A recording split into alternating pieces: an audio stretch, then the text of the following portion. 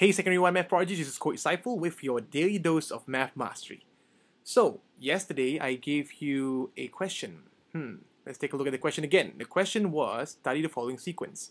I know you guys hate this kind of questions, but let's just do this because this one looks a bit more easier and I figured out a way to teach you guys how to find the sequence of anything in a more structured manner. Okay, not guaranteed, but it's a structured manner. So, step 1 is write down the values of x and y. So you know the answer is what? The answers are very simple. For x, it's 3 over 6. And for y, it is what? 9 over 15. Very easy. Write down the next two terms, also very easy. 13 over 20. 13 over 21. 12, 15, 18, yeah, plus 3, right? Plus 3, plus 3, plus 3, plus 3. Then, of course, you have to plus 2 on top. The other one would be 15 over 24. So those are the answers for A and B. Now, for the tough part, what I'm going to do is I'm going to show you a little graph that you can actually draw. Not graph, like, well, actually, what's it called? It's actually called a table you can do. So first, I want you to draw these two lines with me quickly. Draw it on your book or whatever it is. Draw it here, okay? And I want you to write down on the left-hand side, write down term slash value, okay? So this is a term number, and this is the value of it, okay?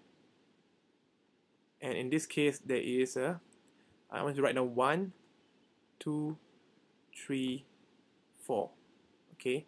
And we fill in the term first. 1/3, 3 over 6, 5 over 9, and 7 over 12, okay? Now, why am I doing this? I'm doing this because I want to know what is the relation between the numbers in this number here and the term number.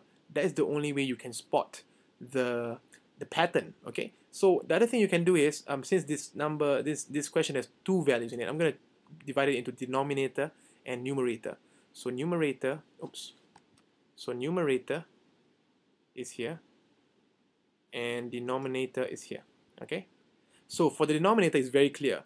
When term 1, the denominator is 3. When it's term 2, the denominator is 6. When it's term 3, the denominator is 9. So it's very clear that throughout it's 3n, right? So that's the first part. Now for the numerator, now this is where it gets a bit confusing. Okay, for this question, okay, I want to see, so if this term number 1 value is 1. So let's just try put n. But of course we know that it's not going to be n because on this side, if it was n, then this number would be 2 here. So we're going to put a bracket here just to fill up something that we know there's something there, okay? So if you put n here, and n is actually 2. So in this case, n plus 1, correct? In this case, we put it as n plus what? 3 plus what gives you 5? 2. So n plus 2. In this case, what do you get? It's actually n plus 3. We're starting to see a little formula going on here. Now, the second thing that you want to note is what is the relation of this number over here, the second number, which is here, to this number. So how would you explain n in terms of this number? In this case, it will actually be what? I'm going to write here, okay? It's actually n plus 1 here. It's actually equals to n plus, what's the 1? It's in relation to 2. It's n minus 1, correct?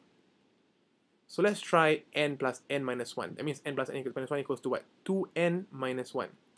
So let's plug it into the third equation, okay? So let's say n is 3.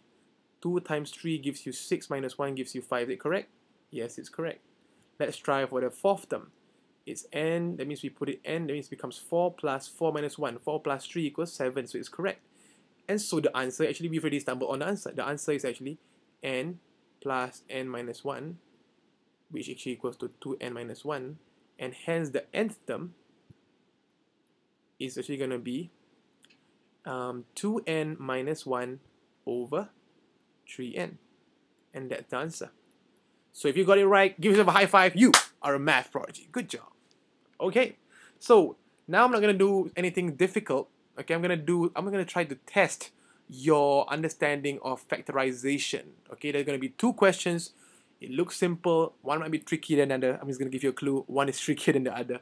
And But all you have to do is you have to make sure that you make it as neat as possible, line by line as possible, step by step as possible. Because this week's code is actually line by line, the answer is mine. Line by line, the answer is mine. Line by line, the answer is what? It's mine.